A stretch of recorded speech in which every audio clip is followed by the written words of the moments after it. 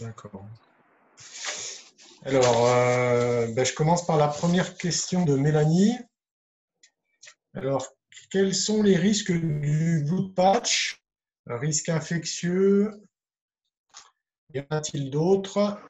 Et en termes de bénéfices-risques, est-ce que cette technique aurait un intérêt à être réalisée pour tout le monde en préventif, étant donné son efficacité? Et enfin, troisième question, qu'est-ce que le score de Bromage? Alors, on va commencer par le blood patch. Alors, je l'évoque dans mon sujet sur les risques liés à la péridurale. Donc, ça doit être à la fin, je crois. En gros, la plupart des blood patch auxquels on sont confrontés, surtout les collègues au CHU de Grenoble, ceux qui ont le plus de blood patch, c'est à la maternité. Et ils reçoivent beaucoup de brèches méningées qui ne sont pas d'origine anesthésique, qui sont liées soit à des ponctions lombaires qui sont réalisées aux urgences pour des diagnostics, mais aussi des fois des brèches qui sont spontanées, voilà, on ne sait pas trop, qui peuvent être soit au niveau de la base du crâne, soit plus bas dans la moelle épinière. Et donc, on fait des blood patch sans trop savoir où se situe la fuite et ça marche quand même. En tout cas, ceux qui nous intéressent le plus là, dans notre contexte, c'est des blood patch liés à la réalisation de la péridurale. Ils sont assez fréquents parce que l'aiguille est vraiment grosse, comme je vous l'explique dans le topo, et je pense que si Guillaume vous a fait un topo sur la péridurale, il a dû vous expliquer que ces aiguilles sont beaucoup plus grosses parce qu'elles nécessitent de faire passer le cathéter à travers l'aiguille. Et donc, c'est du 18 gauge, l'aiguille de péridurale. J'essaie de retrouver un peu où ça se trouve dans mon truc, mais voilà, c'est ça. L'aiguille, vous voyez là sur l'image, elle est de gros diamètre, elle permet le passage de l'aiguille. Et donc, en fait, quand on va un peu trop loin et qu'on perfore la durnaire, le trou est conséquent. Donc, dans 80% des cas, avec ce type d'aiguille, il y a des céphalées et qui persistent des fois au-delà de 24-48 heures. Alors, le risque du blood patch par rapport au infectieux, il est assez minime dans la littérature. Je n'ai pas de chiffres en tête, mais les précautions à prendre sont celles habituelles pour réaliser une péridurale, c'est-à-dire tout le monde se masque, l'anesthésiste met même une casaque. Et le problème, c'est qu'il faut prélever le sang en même temps que l'anesthésiste réalise la péridurale parce que on ne peut pas stocker les seringues longtemps à l'avance, elles coagulent. Et on est obligé de faire la prise de sang en même temps que la personne s'installe pour la péridurale. Donc, si la patiente n'est pas trop vagale, on fait la ponction veineuse en position assise, en même temps qu'on fait la péridurale ou juste décalée. Et la prise de sang doit être propre. Donc, c'est-à-dire c'est un peu contraignant, il faut que l'infirmier qui fait la prise de sang mette un masque, bien sûr, des gants stériles, et puis mette un petit champ stérile pour pouvoir donner les seringues à l'anesthésiste le plus proprement possible parce qu'il va les connecter avec la seringue de péridurale. Donc, c'est des fois un petit peu. Voilà, c'est pas une prise de sang habituelle, c'est une prise de sang avec un champ stérile et on met le garrot à l'avance et on se gante avec des gants stériles pour donner des seringues stérilement à l'anesthésiste. En fait, on fait 2 seringues de 20 millilitres la plupart du temps parce qu'on doit injecter entre 20 et 30 millilitres de sang. Et ça se fait de manière extemporanée, c'est vraiment au dernier moment pour pas que le sang coagule dans la seringue. Alors à un moment donné, il était prévu, enfin, il était conseillé de faire ces blood patch à titre préventif, c'est-à-dire dès qu'on avait vu qu'on avait fait une brèche avec l'aiguille de péridurale, et bien juste après la naissance du bébé, on n'allait quand même pas attendre enfin, on n'allait pas le faire alors que la tante est en train d'accoucher, d'autant qu'elle n'a pas de céphalée tant qu'elle est allongée.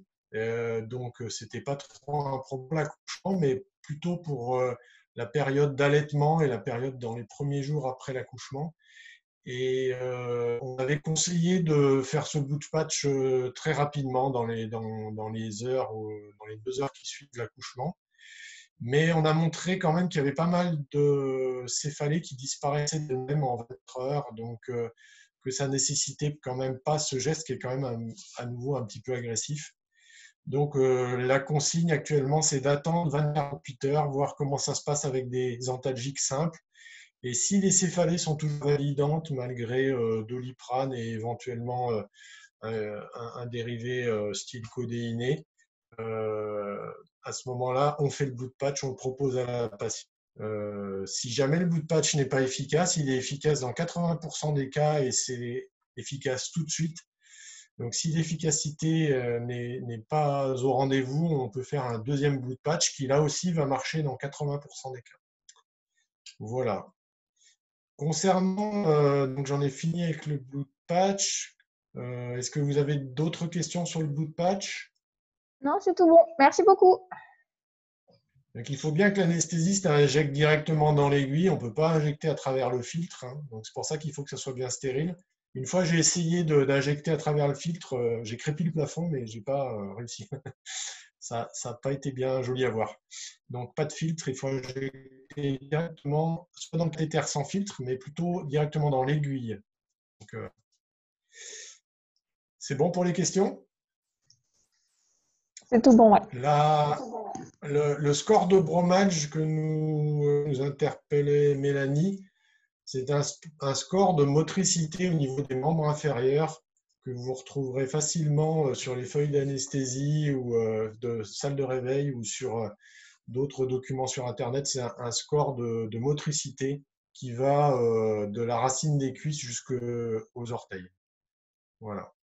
C'est un score qui tient pas, enfin qui est pas vraiment adapté pour la rachianesthésie parce que ça se lève un peu dans des fois un peu différent, mais disons que si on récupère un score de Bromage tout à fait satisfaisant, on peut espérer que la rachie soit en train de se lever.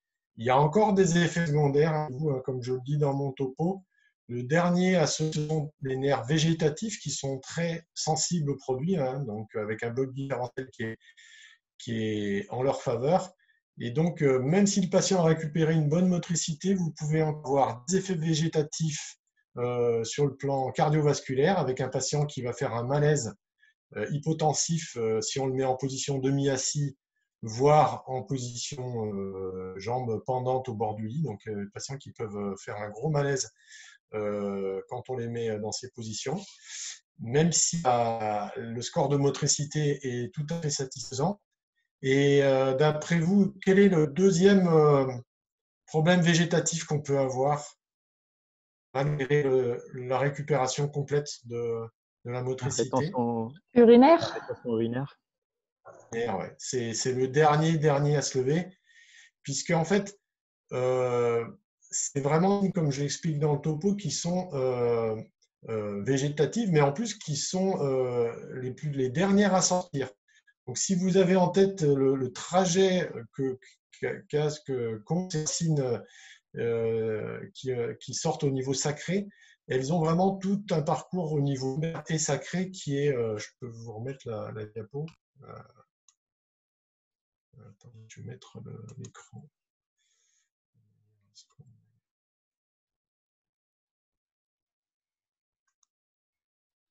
Donc les toutes dernières. Alors attendez. Pas tout à fait. Voilà. Je ne sais pas si vous voyez ma souris là. Vous voyez ma souris ou pas sur l'écran? Non? Oui. Oui, on la voit. Oui. Donc les racines qui sortent ici, là, elles ont vraiment un parcours qui est très long et la zone d'injection, c'est ma flèche rouge. Et vous voyez que si le produit a diffusé de L1 jusqu'à S1, S2, les racines, c'est celles qui sortent en dernier. Donc il est logique que les racines qui sortent en S1, S2, S3 jusqu'à S5, ça soit celles qui soient le plus fortement imprégnées. Et en plus, vu qu'elles sont végétatives et très peu produits, hein, puisque de petits diamètres, ça sera les dernières à récupérer. D'accord? Donc, pensez à ça. Et le conseil, c'est de dire aux patients d'absorption de boissons en trop grande quantité tant qu'ils n'ont pas pu faire pipi. Quand il quitte la salle de réveil, c'est souvent la consigne que moi je donne. Vous pouvez un peu boire, mais attention, ne vous jetez pas sur la carafe d'eau avant de remonter, avant de pouvoir plus faire pipi. C'est bon? On passe à la deuxième question. Juste par rapport à ça, en fait, les gens sentent qu'ils ont envie, mais ils n'y arrivent pas, hein. Le sphincter reste paralysé, c'est ça? Alors, est-ce que j'avais cette diapo sous les yeux? Oui, les racines végétatives, c'est celle-là. Vous avez la diapo là. Les racines qui donnent la sensation de vessie pleine, c'est ces racines-là que vous voyez en T10L2 et qui se raccordent sur la paroi de la vessie. Et donc ça, c'est les racines qui donnent la sensation d'avoir envie de faire pipi. Donc elles, vu qu'elles sont beaucoup plus hautes que la zone de ponction qui se situe en L4, là où il y a mon moteur, elles vont voir beaucoup moins de produits. Elles vont sortir même des fois avant même d'avoir été un produit, alors que les racines qui coordonnent la levée du sphincter, vous voyez qu'elles sortent d'en bas, donc elles récupèrent beaucoup plus tard. Donc on peut avoir une récupération assez rapide des racines T10 à L2 avec une sensation de vessie pleine, mais impossibilité de bloquer le sphincter. Alors on a aussi cette problématique en anesthésie générale parce que les sphincters sont très sensibles à la morphine et aux produits d'anesthésie, et donc ils sont eux aussi paralysés par l'anesthésie générale et les morphiniques. Mais en rachianesthésie, c'est également le cas. Voilà. C'est bon? Ouais, super, merci. Donc, une autre question de Antoine. Que se passe-t-il lorsque la moelle est touchée lors de la réalisation d'une rachie et quel examen doit-on faire? Quelle conduite à tenir les jours suivants? Donc ça, c'est une première question. Alors oui, la moelle épinière est très très sensible. Si on veut la toucher, il faut piquer au-dessus de L2. Donc c'est-à-dire, si on revient à la diapo, là, c'est-à-dire en fait pas très haut au-dessus de là où on pique normalement. C'est-à-dire que normalement on pique au niveau de la zone des crêtes iliaques, donc juste en dessous de la zone qui joint les crêtes iliaques. Et si on pique en D1 ou D12, là où il y a mon pointeur, on pique en général au moins 10 cm plus haut que le repère. Mais il y a des anesthésistes des fois qui se plantent un peu et qui peuvent effectivement piquer à cet endroit-là et toucher directement la moelle épinière. Ce que j'ai déjà vu, hein, j'ai déjà vu un collègue piquer directement et franchement avec un geste assez violent et avec une patiente qui a hurlé au moment de la ponction. Et pour vous dire mon expérience personnelle, la patiente a eu une sidération de la moelle épinière pendant quelques minutes alors que le collègue anesthésiste n'avait pas injecté le produit. Et en gros, ça lui a fait une paralysie des deux jambes avec une douleur foudroyante, mais ça a récupéré. Alors pourquoi ça pique? Parce qu'il y a une sidération réflexe, la moelle a été traumatisée, hein, comme une sorte de choc, et les nerfs se mettent en rideau. Mais en général, s'il n'y a pas d'événement autre, c'est-à-dire s'il n'y a pas d'hématome compressif, si on n'a pas sectionné la moelle complètement, ou si on n'a pas injecté le produit d'anesthésie, parce que s'il injecte le produit d'anesthésie, on va paralyser. Enfin, s'il a juste fait un traumatisme à l'aiguille, ça ne suffit pas à expliquer une paralysie complète. L'aiguille est fine, il peut y avoir des petites douleurs séquelaires sur le trajet de point de ponction, mais c'est relativement minime. L'aiguille n'est pas suffisante pour détruire la moelle épinière. Donc, en général, ça récupère et c'est ce qui s'est passé avec mon collègue. Il a eu bien peur. La patiente a eu bien mal, mais il n'y a pas eu de conséquences. Elle n'a pas eu de paresthésie séquelaire. J'ai une question, excusez-moi. Il faut conseiller quand même. Oui. Allez-y. Quel est l'intérêt de piquer une rachie plus haut que L2, L3 quand on a des produits hyperbares maintenant? Ouais, alors, je vais y revenir. Hein. Mais là, pour le coup, mon collègue a mal positionné sa ponction. Il y a beaucoup d'anesthésistes, anciens ou nouveaux, qui n'ont pas en tête les bons repères. C'est-à-dire systématiquement, ils piquent au-dessus des crêtes iliaques, voire même plus haut, et que donc dans ce cas-là, ils ont d'autant plus de chances de se taper la moelle épinière qui, à la forme d'aile de papillon hein, que je peux vous remontrer à cet endroit. Et ça, c'est la moelle épinière hein, avec sa forme en aile de papillon avec les cornes antérieures et postérieures. Et donc, ça veut dire que ça occupe tout l'espace médulaire, alors que beaucoup plus bas, quand on revient au schéma celui-là, si on se met au niveau de la flèche, si jamais l'aiguille passe dans le canal médulaire, je n'ai pas de schéma à vous montrer, mais il y a possibilité de passer avec l'aiguille entre les nerfs sans les blesser. Je ne dis pas qu'il n'y aura pas de douleur à la ponction, hein, parce qu'on peut agresser les nerfs, on peut aussi avoir une aiguille qui est un peu latéralisée, qui va toucher une racine nerveuse qui est en train de se construire et qui est déjà un petit peu piégée, qui ne peut pas s'écarter devant l'aiguille parce qu'elle est en train de se diriger vers les trous de conjugaison et qui, quelque part, elle est un petit peu bloquée par son trajet dans les trous de conjugaison. Et donc, même si on pique en dessous de L2, on peut quand même avoir des paresthésies. Hein. Ce n'est pas totalement sécurite et avoir des douleurs dans la jambe ou dans le pied alors qu'on pique au bon endroit, hein, c'est-à-dire en L3, L4. Mais on a moins de risque de blesser la moelle parce qu'il y a beaucoup plus d'espace et en tout cas beaucoup moins de risque de compression si jamais on a un hématome, on a beaucoup plus d'espace. Alors pourquoi des fois on est amené à faire des rachis un peu plus hautes pour faire monter le produit un peu plus haut, parce que c'est vrai que si on décale le point de ponction de 1, 2, voire 3 métamères, ben on a des chances que notre rachis monte plus haut. C'est quand même pas recommandé. En gros, il ne faut pas piquer de rachis au-dessus de L2, ce n'est pas recommandé. Il vaut mieux forcer sur la dose, hein, puisque je vous l'explique bien dans le cours, c'est vraiment la dose qui compte, en la concentration fois le volume. Donc, il faut tenir compte de ces deux paramètres. Et en forçant sur la dose, on fera monter l'arachide plus haut. La deuxième solution, c'est effectivement de tricher en prenant de l'hyperbare et ce solvant, enfin pas ce solvant, ce sucre qui est dilué, ce sirop de glucose qui alourdit la solution, va nous permettre de déplacer le bolus en allant tout de suite le patient, comme je vous le montre sur cette diapo. On pique là et tout de suite après, on va incliner la colonne, hein, pas les jambes, mais la colonne vers le bas pour forcer le produit à monter tout de suite comme si on déplaçait le point de ponction en quelque sorte. La marcaïne hyperbare ou la deuxième solution qui est hyperbare, c'est la prilocaïne hyperbare qui s'appelle Baritécal, donc avec un produit qui est de courte durée mais qui est plombé avec du glucose.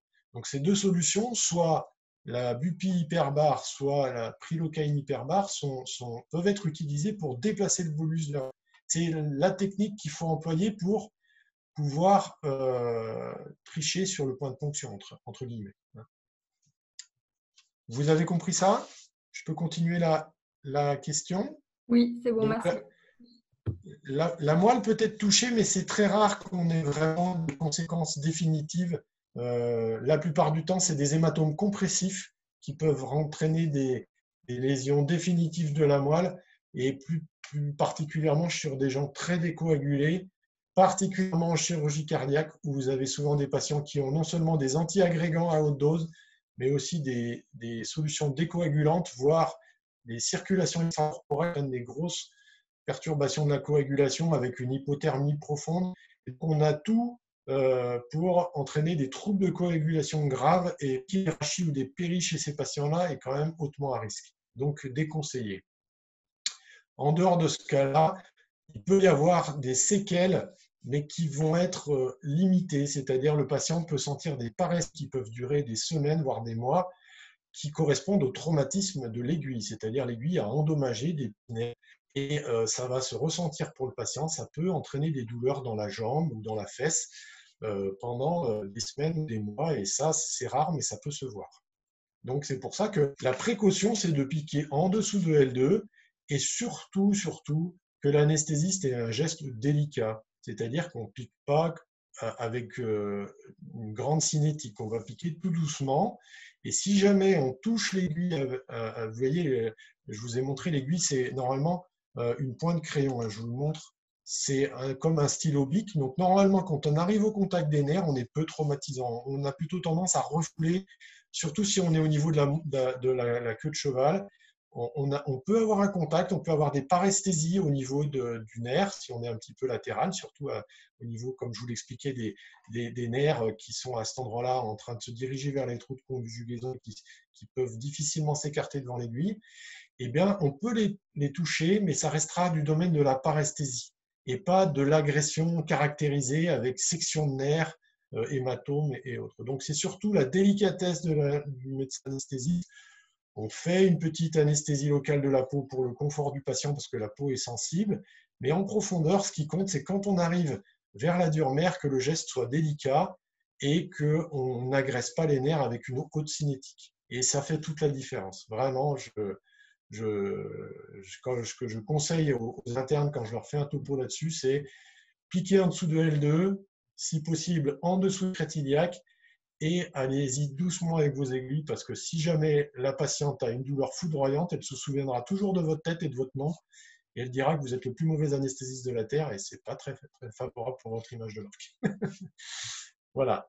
Alors, la suite de la question, c'était quels examens faire dans les jours suivants. Ben, ça sera du domaine de la neurologie, c'est-à-dire une surveillance clinique, si on a des paresthésies ou des paralysies qui persistent, et éventuellement des électromyogrammes, voire une IRM, si jamais c'est quelque chose de grave. Et ça, il faudra, si jamais il y a un hématome compressif, c'est une décompression qui peut être faite, enfin qui doit être faite dans les heures qui viennent pour libérer la compression. Donc c'est très très très rare. Mais si par exemple, suite à une chirurgie cardiaque avec une ponction avec hématome compressif, il faut lever très très rapidement. Là, c'est pour ça que sur des patients en chirurgie cardiaque qui sont dans le coma, des fois le retard de diagnostic est péjoratif. Le temps que le patient se réveille et qu'on constate qu'il y a une paralysie complète des deux jambes par hématome compressif, c'est trop tard. Et le temps de faire vous imaginez une chirurgie vertébrale de décompression sur un patient qui vient d'avoir une chirurgie cardiaque qui est sous anticoagulant, ben, c'est pas simple du tout. Donc, on évite vraiment aussi les péridurales parce que si jamais il y a un hématome, ben, on ne sait pas ce qu'il faut faire. Est-ce qu'on peut se permettre d'aller faire une laminectomie décompressive sur ce genre de patient qui vient d'être opéré d'un pontage cardiaque ou d'une valve ou de choses plus graves? C'est hyper problématique. Alors par contre, dans un autre contexte, effectivement, si c'est une chirurgie moins problématique pour faire une laminectomie décompressive, l'IRM ou le scanner en urgence sera fait dès que possible. Voilà pour les examens à faire.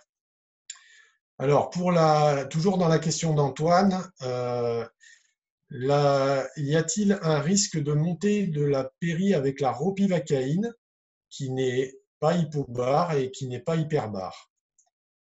Et cette montée de la péri avec la ropivacaïne est-elle problématique avec le Trendelenburg? Donc, je remets le petit schéma explicatif. Donc, on injecte un produit qui est normobare. Alors, qu'on fasse du Trendelenburg ou de l'entrée de Trendelenburg, eh ben, ça ne change rien normalement. Hein. Ce qui va faire diffuser le produit avec une solution normobare, c'est uniquement la concentration fois le volume, c'est-à-dire la quantité qui va petit à petit se diluer.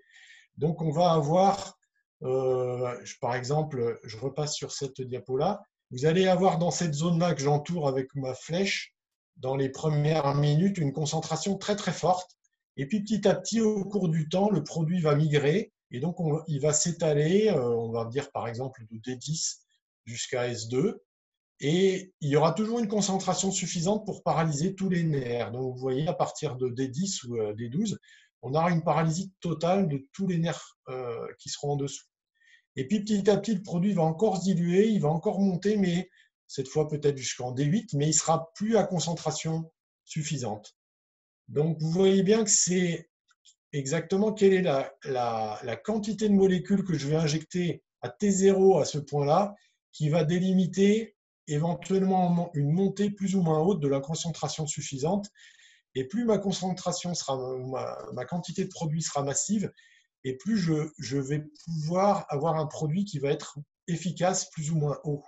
Donc, quand on est sur une solution normo-bar, la seule chose qui influence, ça va être, bon, il y a la zone à l'endroit où je vais injecter le produit, hein, si je pique en M3, M4 ou si je pique plus haut ou plus bas.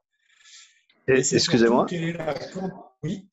Ouais, c'était Oui. en fait la question, c'était par rapport à une péri, pas sur une rachis. Ah, c'est sur une péri. Bon, je vais revenir à la péri après. Hein. Ouais. D'accord. Ok, merci. Donc là, j'explique effectivement sur la rachis. Donc là, la baricité, elle n'est pas prise en compte, c'est juste la quantité fois le volume.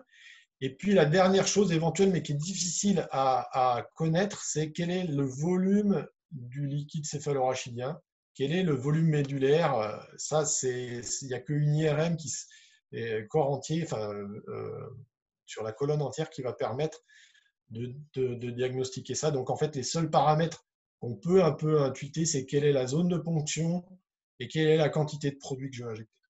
Alors, donc vous voyez bien que sur une solution normo-bar, on ne peut pas jouer sur la colonne vertébrale, on va pouvoir juste jouer sur l'inclinaison de la colonne vertébrale pour la solution hyperbar ou hypobar.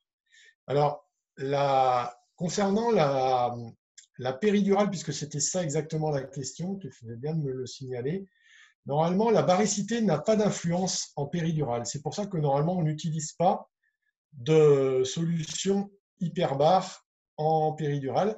D'ailleurs, elles n'ont pas l'AMM et en plus, la bupivacaïne étant plus toxique. Et quand on fait une péridurale, on utilise des volumes plus importants, donc des quantités de molécules plus importantes et on a plus de risques d'intoxication par injection intraveineuse. Donc, il est déconseillé d'utiliser la bupivacaïne. En tout cas, l'hyperbar n'a pas, la baricité n'a a priori aucune influence en péridurale parce que c'est un système à pression négative et que on a très peu d'influence de la pression hydrostatique dans cette zone-là. D'accord? Donc on n'utilise que des solutions normo-bar et là aussi, ça va être un savant dosage entre la quantité de molécules et éventuellement le volume injecté qui va être gage d'efficacité. Plus je mettrai un gros volume pour remplir bien, il faut imaginer que les manchons périduraux, ce sont comme des bras de chemise multiples qui entourent la moelle épinière. Si je veux bien remplir toute cette zone, ce volume de bras de chemise qui entoure les racines nerveuses, eh bien, il va falloir que je mette un volume et une concentration suffisante pour imprégner les nerfs sur plusieurs étages.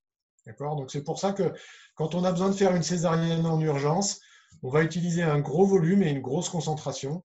Typiquement, on va utiliser de la lidocaïne à 20 mg par millilitre, c'est-à-dire bien concentré, et on va utiliser au moins 10 ml, voire 20 ml de volume. Ce qui est, par rapport, si vous vous souvenez des concentrations et des volumes de l'arrachi-anesthésie, pour l'arrachi-anesthésie, on utilise 2 voire 3 ml maximum d'une solution concentrée. Là, on va utiliser presque 10 fois plus. Et pour un résultat qui est en général bien moindre, hein, avec une qualité, un taux de réussite qui est la qualité chirurgicale, enfin de l'anesthésie chirurgicale qu'on peut obtenir avec la péridurale est très dégradée. Et quand on est sûr de vouloir faire un acte chirurgical, il vaut mieux d'emblée faire une rachis. Et la péri est plutôt une technique de secours. Hein. Ce n'est pas une bonne technique pour la chirurgie, c'est une bonne technique d'analgésie. C'est bon pour vous?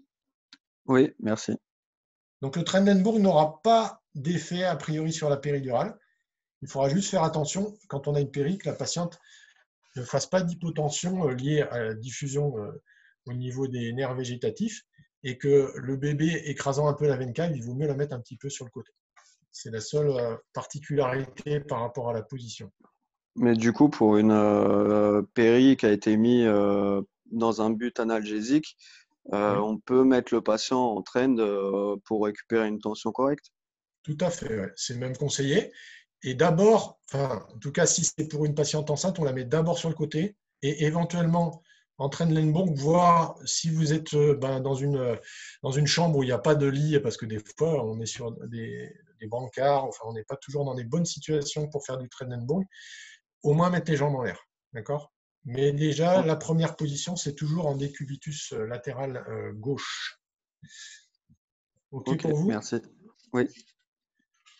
Donc ça c'était ça c'est la question suivante, peut-on mettre un patient en Trendelenburg hypotendu avec une péri? Oui, hein, donc il n'y a pas d'influence par rapport à la montée. C'est donc c'est pas du tout le même régime de pression, hein, d'accord, par rapport à l'espace intra-técal, à l'intérieur de la glande. Pourquoi la rachianalgésie est utilisée en chirurgie cardiaque étant donné le risque d'hématome compressif médulaire sous anticoagulant? Donc ça, je vous en ai déjà parlé. Je pense qu'il y a très très peu d'équipes qui l'utilisent et je ne pense pas que ça soit interdit, mais c'est fortement déconseillé. En tout cas, de ce que je sais de la littérature, les très rares cas d'hématome compressif qu'il y a eu dans la littérature, eh ben, c'est en chirurgie cardiaque, c'est-à-dire sur des patients décoagulés avec des antiagrégants et sous CEC. Voilà, donc moi je déconseille. Surtout qu'il y a moyen de faire de la bonne analgésie avec d'autres choses en IV sur ces patients qui sont en réac. On peut les surveiller, donc on peut mettre des pouces seringues d'analgésie, on peut faire des tas de choses, mais franchement, en tout cas, la péridurale, la rachis, on peut le faire, on peut essayer parce que, enfin, il y a certaines équipes qui le font parce que c'est une injection unique avec une petite aiguille et qu'elle est peu traumatisante. Mais en tout cas, la péridurale, c'est très, très fortement déconseillé. D'accord ? Et la rachis, il n'y a pas beaucoup d'équipes qui le font. Il y en a quelques-unes qui s'y sont mis. Mais il faut faire toujours, au moins en tout cas, au moment où on fait la rachis, le patient ne doit pas être décoagulé. Après, bon, si la ponction n'a pas été hémorragique, si on n'a pas… Enfin, le problème, ça va être ça, c'est que si jamais vous avez piqué 15 fois et que vous avez fait plusieurs trous à travers des veines, vous allez quand même mettre un patient sur table et le décoaguler secondairement pour son intervention. Et je ne pense pas que ça soit forcément une bonne idée, quoi. Okay. Surtout qu'on ne va pas reporter une intervention urgente parce que vous avez fait 3 piqûres de rachis au lieu de 2, quoi. Vous voyez, c'est un peu problématique. Moi, j'ai oui. J'ai une question aussi justement par rapport à la coagulation. Déjà, savoir les normes, enfin du moins la coag à partir de laquelle ça contre-indique la rachis et la péridurale, et savoir si c'est la même chose pour la péri et la rachis. Alors, c'est sûr que ce n'est pas la même taille d'aiguille entre la péri et la rachis. On est un peu plus tolérant pour des rachis dont l'aiguille est 5-6 fois plus petite que pour les péris et qu'il n'y a pas de cathéter laissé en place, parce qu'en plus, quand on met un cathéter en place, il y a une deuxième fenêtre de risque, c'est quand on retire le cathéter. Le retrait de cathéter a montré un potentiel hémorragique presque aussi importante que la ponction, parce que des fois, on agresse, enfin en tout cas, on fait saigner à nouveau les petites veines qu'on a traversées quand on retire le cathéter. Donc, à tout prendre sur un patient qui a des petits troubles de coagulation, il vaut mieux faire une rachis qu'une péri. En tout cas, les recommandations, ça va être pour les ponctions périmédulaires chez la femme enceinte, il faut avoir au moins 80 000 plaquettes pour le ponctionner. Je pense qu'il faut vous référer au cours de Guillaume Séchaud, qui sera peut-être plus à jour que mes références. Dans certains cas, ils descendent jusqu'à 50 000 plaquettes pour des ponctions de rachis, mais c'est dans certains cas particulièrement. Et je crois que concernant les tests de coagulation, donc le TCA et le TP, on va au maximum jusqu'à 1,5 fois le témoin, mais pas plus. C'est-à-dire en gros un TP au-dessus de 80% et un TCA qui ne serait pas au-dessus de 35 par rapport au témoin. Donc je suis peut-être même de l'ordre de 1,25 fois le témoin, quelque chose comme ça. En tout cas, il faut vraiment que ça soit noté, qu'on ait pris la décision en connaissance de cause, qui est vraiment un bénéfice à la rachis ou à la péri. Ok, merci. Ouais, très bien. Okay. En tout cas, pour la femme enceinte, voyez le cours de Guillaume Séchaud, qui est à mon avis plus à jour des recommandations que le mien. Mais du coup, pour une péri sur une hépatectomie, le patient il aura un TP allongé a priori et une Ouais, thrombopénie et ça pose pas de ouais, c'est souci. ça le problème. Ça, c'est le problème des patients qui ont des greffes hépatiques et qui partent d'emblée avec une thrombopénie et des troubles de coag. Et ça, c'est au cas par cas. Donc, si jamais Ok, c'est vraiment des troubles de coagulation majeurs, je pense qu'il ne faut pas le poser. Parce ok, ça qu'on a quand marche. même un risque. C'est quand même des patients qui vont séjourner en réa pendant un petit moment. Ils ne vont pas avoir un réveil immédiat. Donc, c'est toujours par rapport à ce diagnostic retardé d'hématome compressif. Et si le patient se retrouve paraplégique au bout de 3-4 heures, c'est souvent déjà trop tard pour faire une laminectomie décompressive, surtout sur un patient qui conserve des troubles hémorragiques post-opératoires. Donc, Ok. c'est limitant. Hein. Alors, la question d'Antoine se prolonge. Lors d'une hystérectomie par laparotomie sous rachis, avec incision sous-ombilicale, qui détermine sa faisabilité sous rachis, le chirurgien ou le MAR. Alors, toujours dans une discussion sur une indication de technique anesthésie, les deux médecins sont partie prenante. C'est sûr que l'anesthésiste doit connaître la façon d'opérer de son chirurgien, ses délais de chirurgie. Est-ce que c'est un chirurgien débutant et il va mettre 3 heures et ça ne sera pas la même chose qu'un chirurgien expérimenté qui va mettre une demi-heure?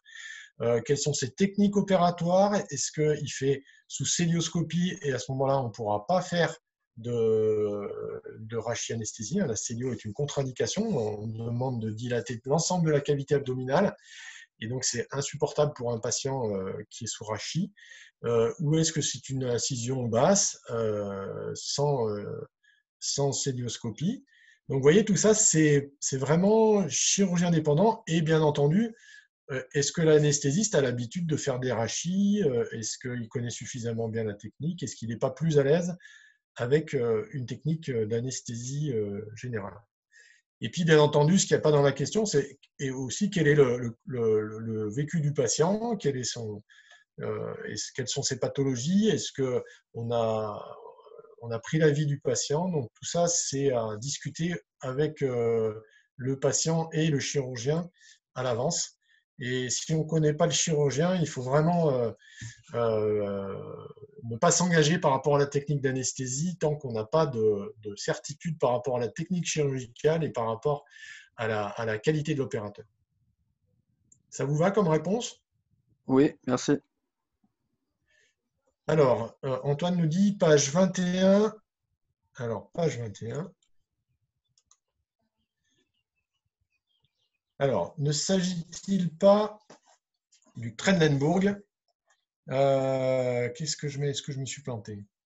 L'anti-Trendelenburg juste après la ponction de l'arachis afin de faire migrer. Oui, c'est ça, c'est une erreur de ma part. Donc, il faut que je corrige ça. Donc, notez que sur la diapo 21, il faut faire du Trendelenburg, la tête en bas, pour faire monter le produit vers le haut. C'est bon pour vous? Je vais le corriger tout de suite, comme ça sera fait.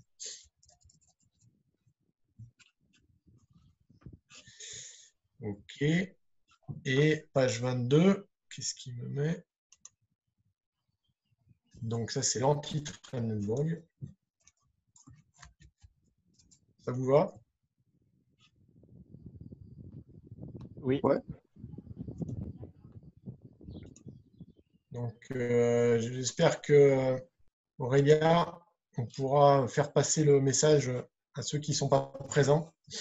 Ouais. Au pire, est-ce que tu peux me le renvoyer? Comme ça, je le télécharge avec les modifications que tu viens d'apporter. Il y a une coquille à la 21-22. Ok. C'est bon pour vous? Vous ferez passer le mot les autres, comme ça. Je le renvoie. Hein. Alors, on passe à la question suivante de Céline. N'y a-t-il pas de contre-indication à réaliser une péridurale ou une rachie sur un échec antérieur de pose de rachis ou de péri, à part la réticence du patient?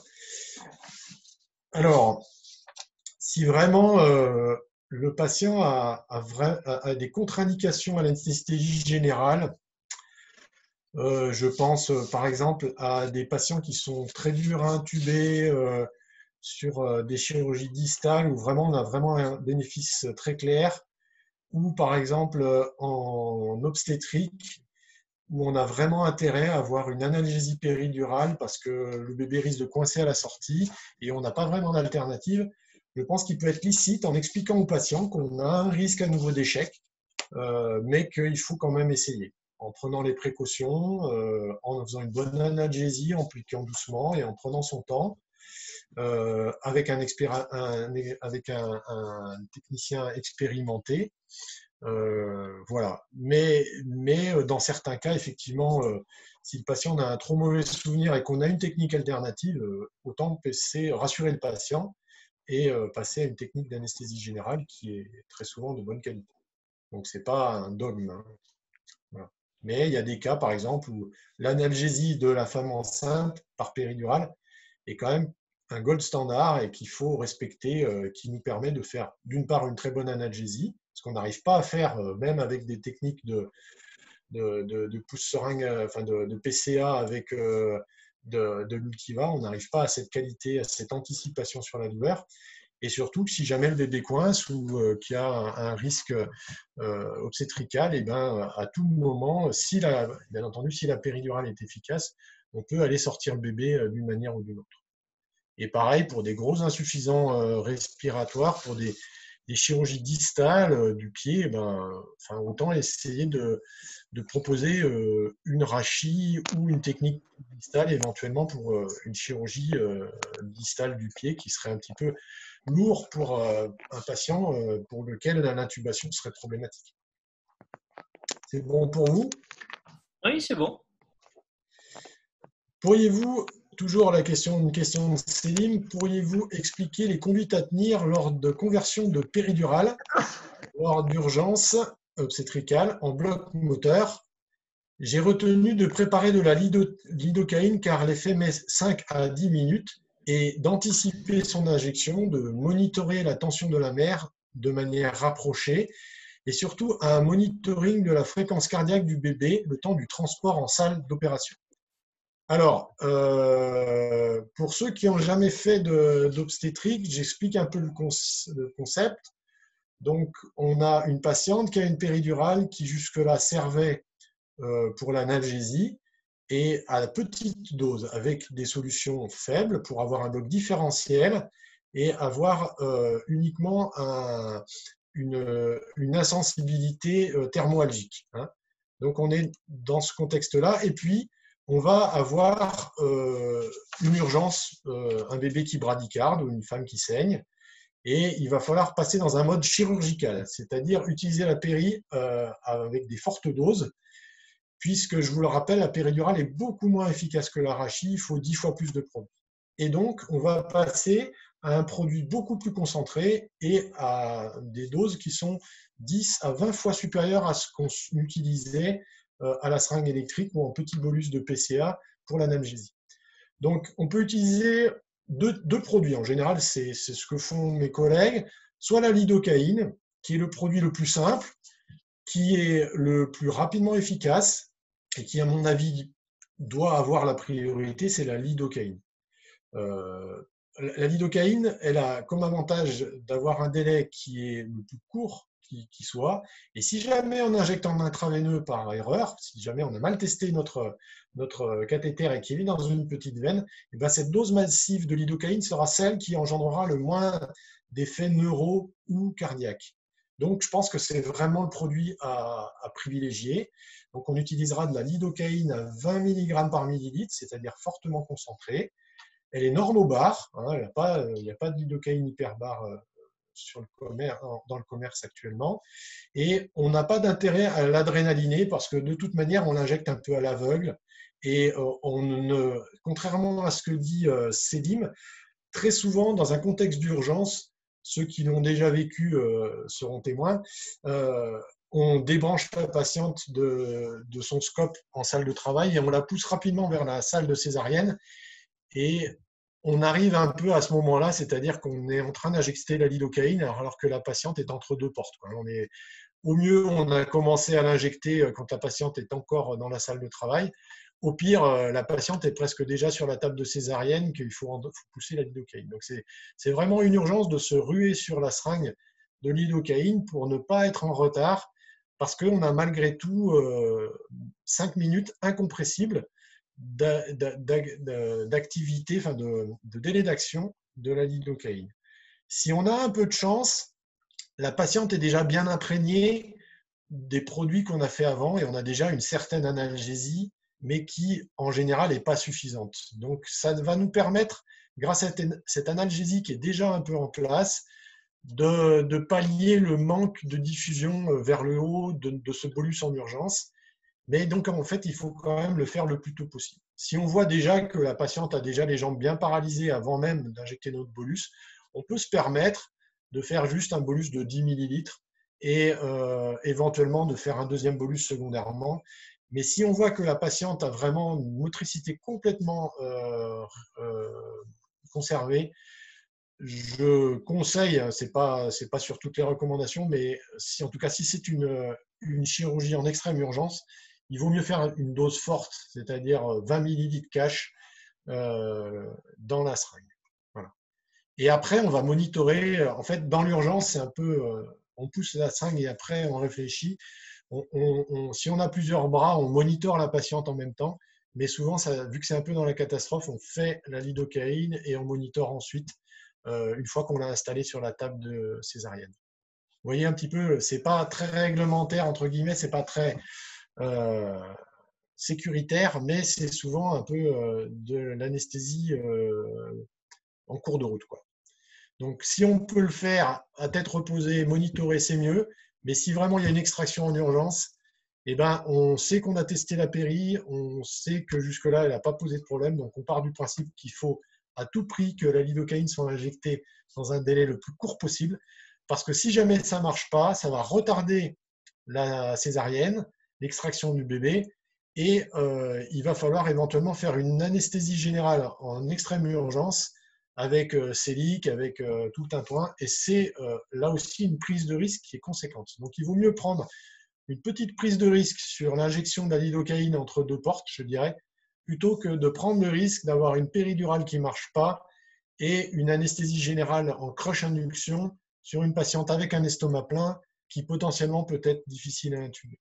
Vous voyez un petit peu la priorisation de la chose. Donc, effectivement, il va falloir s'attendre à ce que la patiente ait une hypotension au moment où on l'installe sur la table d'opération. C'est pour ça qu'il faudra d'emblée lui mettre un coussin sous la fesse droite pour qu'on ait un petit décubitus, enfin que le bébé soit incliné sur le côté gauche et qu'éventuellement on pourra d'emblée mettre la patiente en Trendelenburg puisque, je le rappelle, la péridurale n'est pas influencée par le Trendelenburg. Donc on peut d'emblée faire un peu de Trendelenburg si on a un petit doute, si la patiente vomit ou si elle a un petit malaise, même si on n'a pas pris l'attention, du Trendelenburg et de l'éphédrine si nécessaire.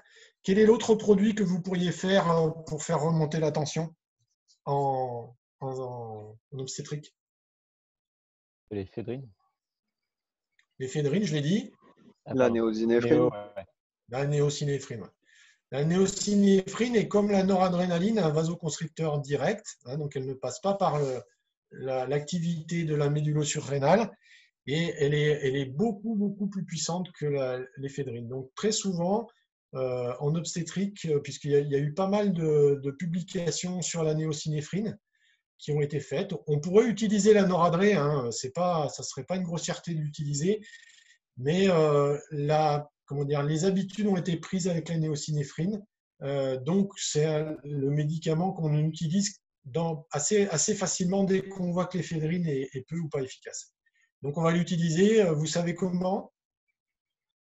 En bolus de 50 gamma. Voilà, en bolus de 50 gamma, des fois 100 gamma. Donc, dans la perfusion directement, parce qu'on n'a très souvent pas de tritube en place, hein, c'est pour ça qu'on va utiliser une solution un peu dégradée pour mettre ce vasoconstricteur direct. Et éventuellement, on peut mettre 500 dans une solution de 1 litre Et tant que la patiente est en hypotension, on laisse le flacon en place et dès que la patiente a retrouvé une stabilité hémodynamique, on change le flacon. D'accord? Donc, c'est un peu la technique du pauvre. Excusez-moi, j'ai l'idéal, ça serait d'avoir… Oui? Par rapport à la néo, oui. on ne peut pas la faire en IVD, titrer 50 gamma en la titrant en IVD? Si. C'est ce que je vous dis. D'accord, j'ai compris que vous disiez de la mettre en perfusion, c'est pour ça que je ne comprenais pas. Excusez-moi. Oui. C'est-à-dire qu'on va commencer par des bolus, mais comme la noradrénaline, hein, c'est un produit qui s'échappe très rapidement, qui a pas une durée de vie qui a une durée de vie très courte, on risque d'avoir des effets en yo-yo de l'hémodynamique. Donc, ce que je conseille, c'est que si vraiment on a une hypotension majeure, il faut faire un bolus et très rapidement le renforcer par une dose de 500 gamma dans le G5 ou dans l'osmotan, en attendant de voir comment ça évolue. Ne pas attendre de faire des yo-yo hypotensifs dans la première phase.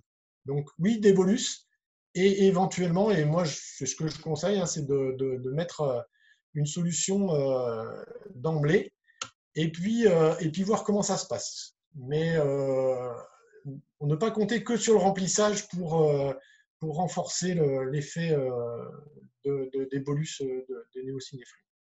Et vous voyez que c'est un peu problématique parce qu'on est dépendant de la vitesse d'infusion de la perf. Hein. Donc, on n'est pas dans le confort d'un tritube. Si jamais la patiente se met à saigner, il va falloir mettre une deuxième voie avec un tritube pour qu'on puisse à ce moment-là jouer avec de la néosynéphrile ou de la noradrénaline. Hein. Cette fois, ça sera mieux à la seringue électrique. D'accord? C'est bon pour vous? Oui, pourquoi on ne réinjecterait pas un morphinique quand il y a passage de la salle de travail en césarienne, par exemple? Ouais. Alors, le morphinique a comme inconvénient d'imprégner le bébé. Donc, si on fait des grosses doses de morphinique, ça peut passer chez le bébé. Et en général, la patiente a déjà été pas mal imprégnée en morphinique, puisque souvent, on met un morphinique dans la naropène ou la chirocaïne qu'on met en pousse seringue. Donc, la patiente a déjà eu pas mal de Suffinta au niveau périmédulaire. Donc, c'est une molécule qu'on a déjà sur place et qui, à mon humble avis, en péridurale, n'est pas très efficace. Parce qu'on a quand même la barrière de la dure-mère qui est un écran assez important.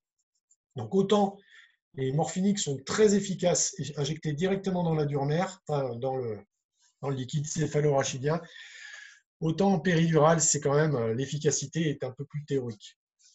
D'accord? Ok. Voilà, qu'est-ce qu'on disait d'autre? Donc, il y aura un bloc moteur hein, dans ce contexte d'injection massive en péridurale. Il y aura très probablement un bloc moteur qui ne durera pas énormément parce que souvent, la péridurale a une efficacité moindre que l'arachis. Et donc, on aura bien sûr plus d'effets hémodynamiques et plus d'effets moteurs et bien sûr plus d'effets sur la rétention d'urine. C'est pour ça aussi que les patientes sont systématiquement sondées après une césarienne parce qu'il y a souvent aussi un bloc moteur sphinctérien. Bien entendu, il y a un monitoring du bébé, mais c'est très rare que le monitoring du bébé se fasse pendant le transport parce qu'on n'a pas tout ce qu'il faut pour le faire. Mais c'est assez rassurant de remettre un petit coup de monitoring sur le bébé une fois que la patiente est installée sur la table de césarienne parce que très souvent, ça détend un peu l'atmosphère. On se rend compte que le bébé a récupéré, qu'il a à nouveau une fréquence cardiaque et qu'on peut se permettre d'attendre un petit peu que la péridurale s'installe bien, que le chirurgien ait bien tous ses outils, que tout le monde soit là. Parce qu'il faut quand même voir que c'est souvent une situation de panique. Tout le monde est stressé, les sages-femmes, l'anesthésiste, le chirurgien, tout le monde a le stress et la patiente tremble beaucoup. Et si on peut voir que le bébé va bien, ça rassure tout le monde.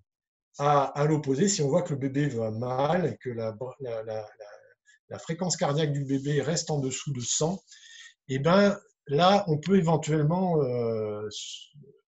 accélérer les choses, c'est-à-dire si on voit que la péridurale ne veut pas prendre, et bien on passe d'emblée à l'anesthésie générale, bien qu'on ait fait une forte dose dans la péridurale. Au bout de 5 minutes, si on voit qu'on n'a pas une anesthésie chirurgicale qui monte, l'anesthésie chirurgicale se décrète si on a une analgésie qui remonte jusqu'à l'ombilique. parce que l'incision se fait beaucoup plus basse au niveau obstétrical et elle est au niveau du pubis. Mais par contre, quand on va tirer sur les aponevroses, comment on appelle ça, sur le péritoine, eh ben, on a des racines sensitives qui viennent jusqu'à D10, voire D8.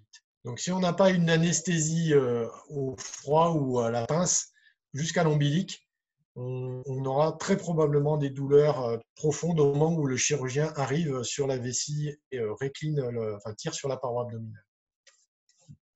C'est bon? On passe à la question de Clémentine. Concernant l'arachie, est-il possible de faire un bloc différentiel? Combien de temps après la réalisation de l'arachie, avec un produit hyperbar, peut-on faire du Trendelenburg sur une hypotension? Et dans ce même contexte, peut-on au moins relever les jambes, même si l'arachie vient d'être piquée? Alors, tout d'abord, sur le bloc différentiel, oui, bien sûr, on peut faire du bloc différentiel avec l'arachie. Il suffit juste de diminuer les doses. Donc, comme je vous l'ai expliqué, si on fait une toute petite dose en L3, L4, et que ce produit en diluant sera inefficace, on aura du mal à remonter beaucoup plus haut que L2. Donc, on peut avoir très bien un produit qui est efficace qu'au niveau des jambes, et si vraiment on dilue beaucoup, eh ben, qui sera peut-être que partiellement efficace au niveau des jambes. C'est-à-dire on n'aura peut-être qu'une toute petite analgésie qui peut se limiter au périnée ou dans les jambes, sans bloc moteur, par exemple. Et si en plus on morphinique, on peut vraiment avoir que de l'analgésie et très peu de bloc moteur. Donc vous voyez, on peut avoir toute cette gamme-là. Et typiquement, le bloc différentiel est utilisé des fois en obstétrique. Imaginons une patiente qui est presque en train d'accoucher, on n'a pas le temps de poser la péridurale, mais c'est que ça risque de coincer ou il va y avoir besoin d'une révision utérine après. Eh ben, on peut faire une rachie analgésie avec très très peu de produits. On va prendre, je dirais, 4-5 mg de produits, que ce soit de la naropène, de la ropivacaïne ou de la lévobupivacaïne. Donc c'est vraiment des toutes petites doses. Ça représente moins d'1 millilitre ou 1 millilitre maximum. Et on va faire 5 microgrammes de sulfata avec. Donc vraiment, on n'économise pas trop sur le morphinique. On fait la dose standard de morphinique, mais par contre, on va diviser par 2 ou par 3 la posologie. Ce qui va nous permettre d'avoir une patiente qui a très très peu d'effets hémodynamiques, très peu de bloc moteur, mais qui aura quand même une analgésie correcte du périnée et partiellement au niveau de l'utérus, c'est-à-dire qu'on ne pourra pas faire une césarienne probablement, mais en tout cas, on pourra éventuellement aller faire une révision utérine ou faire un forceps dans des bonnes conditions d'analgésie, sans intuber la patiente, sans avoir d'effet hémodynamique et sans bloc moteur. Donc c'est typiquement le cas où on peut faire ce type de rachis différentiel. Ça peut être éventuellement utilisé pour de la petite chirurgie anale, hémorroïdaire ou des choses comme ça, ou de la petite chirurgie périphérique au niveau des pieds chez les diabétiques, par exemple, si on veut faire un panari ou un mal perforant. Mais dans ce contexte-là, on est quand même c'est quand même plus licite de faire un bloc sciatique que de faire une rachie. Voilà pour le bloc différentiel. Est-ce que donc quand on utilise un produit hyperbar, peut-on faire du Trendelenburg avec une hypotension? Eh bien non, normalement, hein, puisque comme je vous le montre, si on fait avec de l'hyperbar. La question c'était plus en SSPI, parce que c'est souvent là qu'on en SSPI. Hypotension. Ouais. D'accord. Alors, en SSPI, effectivement, c'est tout à fait licite de faire du Trendelenburg. Je vous l'ai dit, la baricité ne dure que 5-10 minutes. Je ne sais pas si je l'ai clairement mis dans mon topo, mais en tout cas, je vous le dis par oral. Est-ce que je regarde? Peut-être que je le rajoute. Sur le document que je vous renverrai, je le rajouterai.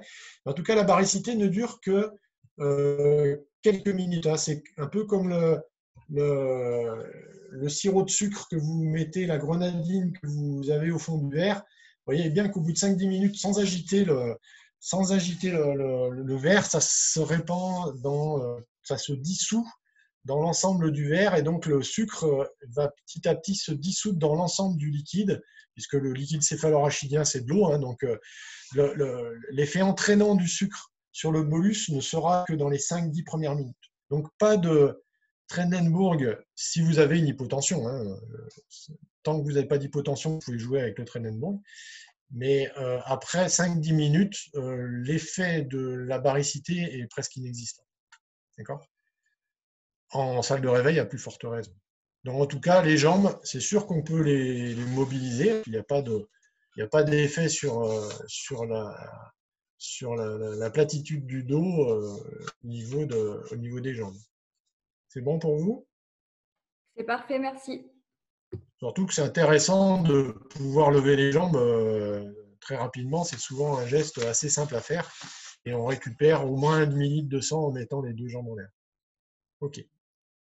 Je passe à la question suivante de Sandrine. Quelles sont les situations ou indications de l'utilisation d'une solution hypobar en rachianesthésie?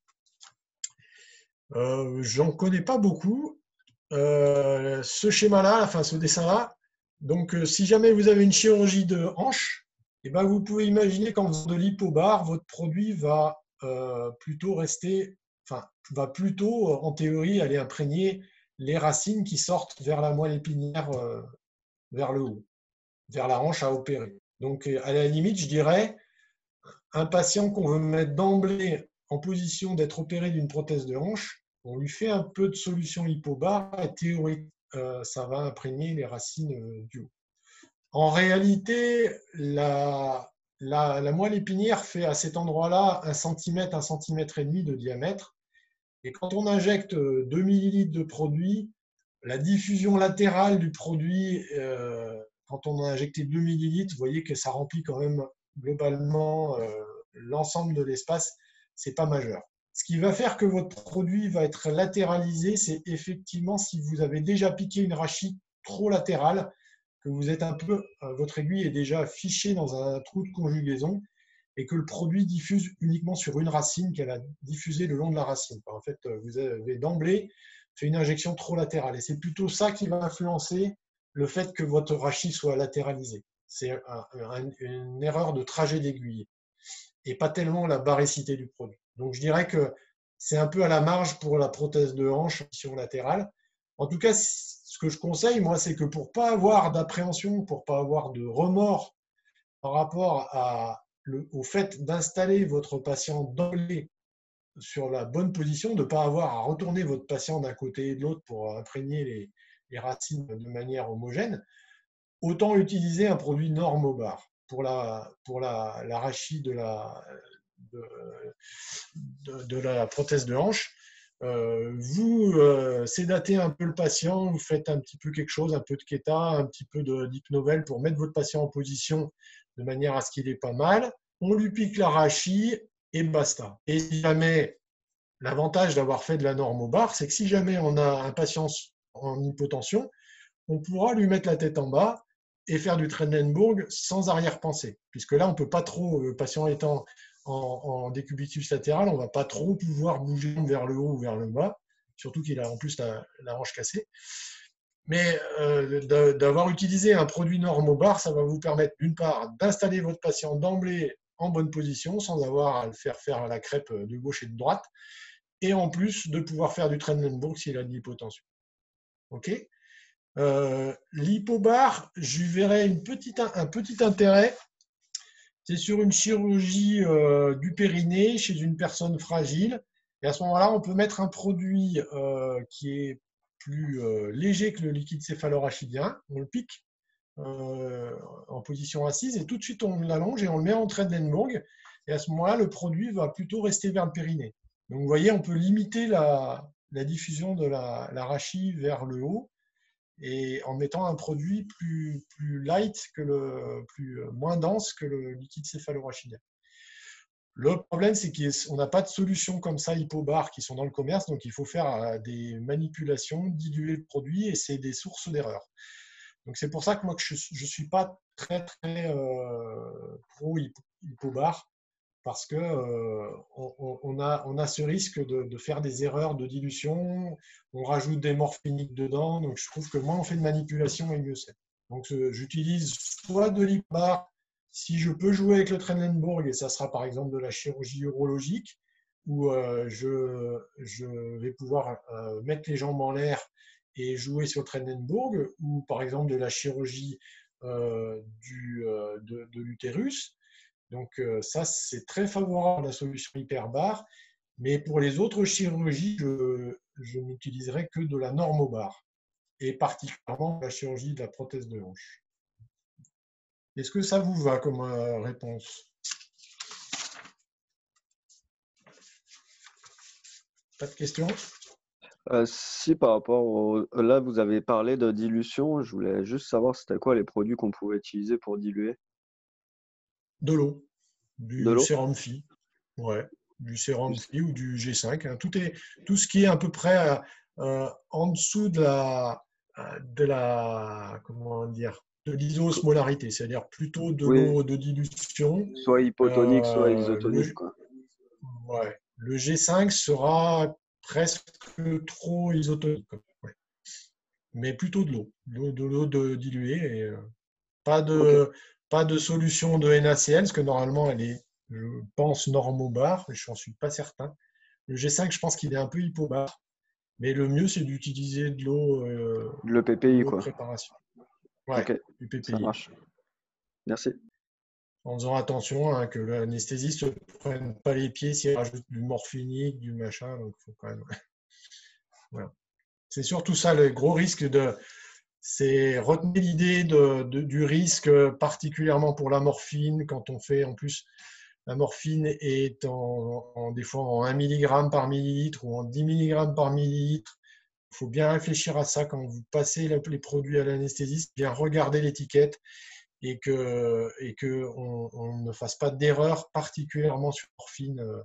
L'anesthésiste doit bien prendre des solutions de 1 mg par millilitre et il doit prendre un dixième, au pire un vingtième de cette solution, c'est-à-dire 100 microgrammes ou 200 microgrammes, 300 microgrammes au maximum à mettre dans sa rachis. Donc c'est le problème numéro 1, avec des effets qui sont retardés par rapport aux effets cliniques qui peuvent augmenter jusqu'à 12 heures après. On passe à la question suivante sur la dexaméthasone de Sandrine, toujours. Est-ce qu'on peut utiliser la dexaméthasone IV pour prolonger la durée? La dexaméthasone était très à la mode actuellement. C'est un corticoïde de synthèse qui a des effets corticoïdes, donc anti-inflammatoire, antalgique de lui-même. Son effet sur l'augmentation de la durée des blocs a été avéré, mais n'a pas montré de différence entre l'injection intraveineuse et l'injection locale. Donc, a priori, ce n'est pas vraiment un effet local, hein. C'est un effet général qui est médié par les mécanismes de l'inflammation. Et donc, à ce titre, il est injecté comme tous les antalgiques qu'on va faire pour anticiper sur la douleur, c'est-à-dire le paracétamol, les anti-inflammatoires, la Dexa ou la xylocaïne dans certains protocoles. Mais il ne faut pas le survendre, hein. C'est-à-dire que ça reste un anti-inflammatoire qui diminue globalement la réaction inflammatoire de l'organisme. Il faut s'en méfier chez les diabétiques à l'insuline, parce qu'on les déstabilise pas mal, mais aussi chez les diabétiques non insulinodépendants. Il ne faut quand même pas l'utiliser trop longtemps. Je dirais en monodose, ça suffit. Et puis, attention aux patients qui sont sceptiques, hein. Donc, mais oui, on peut l'utiliser, ça ne mange pas de pain, mais ce n'est pas miracle non plus, hein. Ce n'est pas ça qui va sauver une rachis qui ne marche pas, hein. D'accord? Dernière question de Julien. Pour le patient cardiopathe, est-il préférable de réaliser une rachis ou une AG? Alors, ça dépend du texte. Effectivement, sur une anesthésie qui risque de se prolonger avec un rythme hémorragique, il est bien préférable de faire une anesthésie générale parce qu'on maîtrisera tous les paramètres ventilatoires et en plus, on va pouvoir prolonger l'efficacité de notre anesthésie dans le temps et on ne prendra pas de risque par rapport à l'incertitude des effets hémodynamiques liés à la chirurgie et de la durée d'intervention. Donc, sur une chirurgie longue, aléatoire et à risque hémorragique, il vaut mieux faire une anesthésie générale. L'anesthésie s'entend sur une chirurgie de courte durée, jusqu'à 2 heures maximum, peu hémorragique, en tout cas connue comme telle, et pour lequel on connaît bien le chirurgien. Donc ça va sur une prothèse de hanche simple, ça va sur des chirurgies distales, du style par exemple une hernie inguinale chez un papy fragile, ça se justifie tout à fait. Et je pense que c'est même préférable parce qu'on maîtrise relativement bien les effets hémodynamiques dans ce contexte-là si on anticipe. C'est-à-dire que c'est un patient dont on sait pertinemment qu'il va faire une chute de tension et on anticipe. C'est-à-dire que d'emblée, on lui met un tritube, on lui prépare de la noradrée au cas où et on lance le truc en même temps qu'on fait que l'arachide. Et donc là, on n'aura pas de surprise. Bien entendu, il ne faudra pas faire monumental de loco-régional, c'est-à-dire que si on surdose notre rachis, on aura plus d'effets hémodynamiques qu'une anesthésie générale. Mais si on la dose normalement, c'est-à-dire 2 cc maximum pour un geste périphérique, eh ben, on arrivera tout à fait à contrecarrer ces effets hémodynamiques. Donc je pense qu'il est, dans ce contexte-là, il est préférable sur un patient cardiaque pour une chirurgie de courte durée avec un peu de risque hémorragique de faire une rachianesthésie avec anticipation. On peut, dans certains cas, chez des patients très très fragiles, par exemple, qui ont des rétrécissements aortiques, donc ces patients-là ont des risques de décharge du ventricule gauche qui est majeur dès qu'on a une perte de remplissage du ventricule. Chez ces patients-là, on peut mettre une rachie continue, c'est-à-dire mettre un cathéter de péridurale dans la moelle épinière, enfin sous la dure mère, dans le liquide céphalorachidien. Et ça va nous permettre de faire de titrer le produit et donc d'avoir vraiment une dose qui va être à la demande. On va faire 5 de Sufinta, 1 cc de bupivacaïne par exemple, de lévobupivacaïne, de naropène, et on voit ce que ça donne. Et puis, on réinjecte jusqu'à temps qu'on obtienne l'effet. C'est rare de le faire, mais c'est une très bonne technique sur des patients très fragiles. Et que derrière, on aura une brèche méningée plus conséquente parce qu'on va utiliser éventuellement une véritable aiguille de péridurale qui va faire un gros trou dans la dure mère. Mais ça s'adresse plutôt sur des patients âgés qui ont une dure mère très rigide et sur lesquels on a beaucoup moins de risques de fuite persistante, de céphalée post-rachis. Et ces patients-là restant souvent alités un petit moment, c'est vraiment quelque chose qui est minime en termes de prise de risque. On fera quand même attention que ces patients ne soient pas sous anticoagulants majeurs avant de mettre notre rachianesthésie, notre cathéter de rachis en place. Mais ce sont des très bonnes techniques qui sont à la marge, mais qu'on peut utiliser. Des fois, il y a du matériel spécifique avec des aiguilles un peu plus fines qui peuvent être disponibles, mais on peut faire ça avec du matériel de péridurale de base et faire un trou dans la dure mère et mettre le cathéter dans le liquide céphalorachidien, et ça marche très bien. Est-ce que vous avez des questions là-dessus ?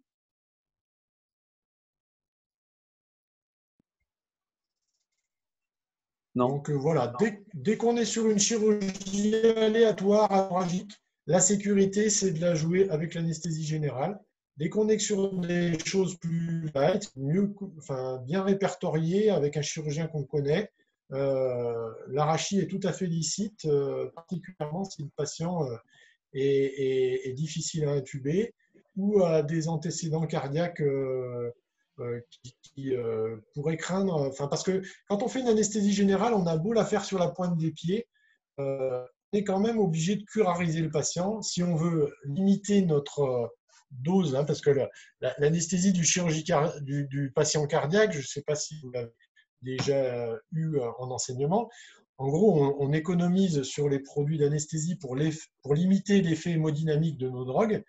on limite cette quantité en curarisant le patient. Hein. En gros, c'est un peu de la mauvaise anesthésie. En tout cas, on essaie de curariser très rapidement le patient pour pas qu'il réagisse au moment où on intube.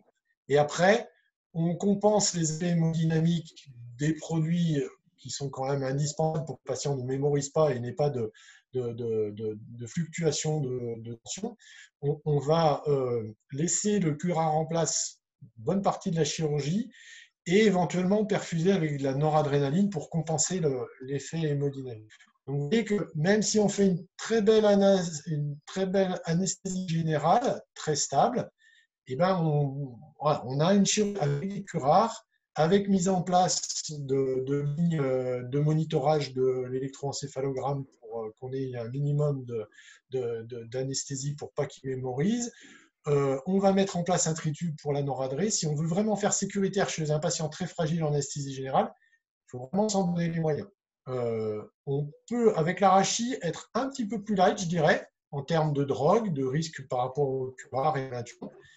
Mais quand même, il va falloir à minima mettre, à mon avis, un tritube et de la noradré, si on veut être aussi sécuritaire. Okay, par contre, si on a des gros risques hémorragiques, là, je pense que voilà, il faut vraiment passer sur l'anesthésie générale pour maîtriser un maximum de paramètres et n'avoir à se concentrer que sur la transfusion, le risque transfusionnel. Je pense par exemple aux reprises de prothèse de hanche fracture sur une prothèse de hanche en place où on ne sait pas combien de temps ça va durer, si le chirurgien va poser le fémur. Donc, toute reprise de chirurgie de hanche ou toute chirurgie intra-abdominale majeure, on passe par l'anesthésie générale. Voilà, est-ce que vous avez d'autres questions? Parce que là, j'ai terminé les questions sur le papier. Oui, moi j'en ai une. Ouais. Je voulais juste être sûr d'avoir bien compris. Quand on pose un cathé de péridurale, il monte bien vers le haut, le cathéter. Ça, c'est la théorie. En fait, on n'en sait rien. En fait, on n'en sait rien du tout. Le problème, c'est qu'on ne peut pas attester ça, d'une part parce qu'avec le carcan osseux qu'il y a autour des vertèbres, on a du mal, même avec l'échographie, à voir l'espace péridural. Il y a toujours un masque osseux qui barre la vision en échographie. Et les cathéters sont la plupart du temps pas hygiènes. Même si on arrivait à voir un peu le cathéter, on verrait peut-être le début du trajet, mais on ne verrait pas le trajet. Donc, il peut aller n'importe où. Il peut aller vers le haut, vers le bas. Donc, nous, pour contraindre le cathéter à aller plutôt vers le haut, on va plutôt tourner la cuillère. Je vous remonte l'aiguille, comment elle est, hein, mais c'est une sorte de cuillère, vous voyez là, qu'on va orienter vers le haut. Donc, ça va forcer le cathéter, quand il sort, à plutôt se diriger vers le haut. Mais vous pouvez très bien imaginer qu'on soit contre une paroi osseuse ou qu'on ne soit pas tout à fait au centre. Et le cathéter, il peut prendre un trajet latéral, éventuellement cathétériser une racine, ou vers le bas. Donc ça, je ne peux pas le avancer. Et plus on va monter le cathéter loin, et plus on a de risques qui se latéralisent ou s'entortillent sur lui-même. Parce qu'on a même des fois des cathéters qui font des nœuds et qui ne peuvent plus ressortir. Donc, il ne faut pas monter trop le cathéter. En général, ce qu'on conseille, c'est de monter pas plus de 4 cm au-delà de la profondeur où on a trouvé l'espace. C'est-à-dire qu'au moment où on pique, on repère par rapport à la peau, l'aiguille est graduée à tous les centimètres. Donc, si par exemple, je trouve l'espace à 6 cm, je monterai le cathéter de maximum 10 cm par rapport à la profondeur que j'ai. D'accord ? Donc 6 cm pour le parcours jusqu'à l'espace péridural et 4 cm dans l'espace péridural. Les 4 cm, c'est parce qu'en fait, si jamais je le mettais juste à la distance voulue, le problème, c'est qu'on fixe la peau. Et la peau, elle bouge beaucoup. Si vous prenez votre peau par rapport au plan sous-cutané, vous pouvez vous amuser à faire bouger votre peau sur votre bras. Il y a au moins 2-3 cm de latitude. Et donc, votre cathéter, il va très facilement sortir de l'espace péridural. Donc, on est obligé de laisser quand même une certaine distance de sécurité Mais si on monte plus, si on monte 6-8 cm, on a des chances que le cathéter se latéralise de plus en plus, voire, dans le pire des cas, de faire un nœud. Donc l'idée, c'est 4 cm. Et si jamais il est trop latéralisé, le cathéter, qu'il est parti un peu trop de côté, donc on voit la patiente, elle n'a endormi que d'un côté, on a vraiment une très franche symétrie, et bien on va éventuellement retirer le cathéter de 2 cm, on refait une dose, et si c'est toujours latéralisé, on repose le cathéter. Ça veut dire qu'en fait, on a d'emblée ponctionné trop latéral, que la patiente était peut-être un peu tordue ou elle a une petite scoliose. Et il faut corriger le tir d'un petit centimètre vers l'autre côté. Voilà. Ça vous va comme réponse? Oui. Okay. Oui, c'est bon, merci. D'autres questions?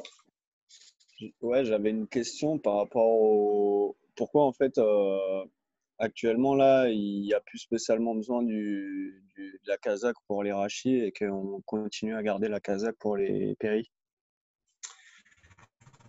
Alors, normalement, dans les recommandations de la Société française d'anesthésie, la péridurale exige, enfin, toute mise en place d'un cathéter périnerveux, c'est-à-dire autant péridural que périnerveux, c'est-à-dire pour les cathéters qu'on met par exemple au niveau fémoral ou au niveau interscalénique. Donc, tout pose, à partir du moment où on laisse en place un cathéter, on a des manipulations à faire au niveau de la montée du cathéter, on risque de contaminer le cathéter. Il faut mettre une casaque et adapter un filtre antibactérien au bout du cathéter. Si on fait une injection unique, donc une rachis, on n'est pas obligé de mettre une casaque. C'est dans les recommandations. Gants, masque stérile, table stérile avec un apron, tout ça. Bonne préparation du patient, mais pas de casaque. Alors nous, au CHU, on a été d'emblée, on fait un protocole un petit peu plus, on va dire, un peu plus en demandant que tout le monde mette une casaque, parce que on a des gens en apprentissage qui font des fautes d'asepsie et qu'on a pensé que ça serait plus raisonnable qu'il y ait une casaque de mise systématique. Mais nous, la grosse chose qu'on a fait, et ça j'insiste, je pense que je vous en ai déjà parlé, dans ce protocole, c'est dans les cupules. Hein. Les cupules, je vous ai sûrement déjà dit, nous on a eu un accident il y a quelques années où l'infirmier anesthésiste a versé Ibitane incolore dans la cupule et l'anesthésiste a pris ça pour de la bupivacaïne et il l'a injecté en rachis.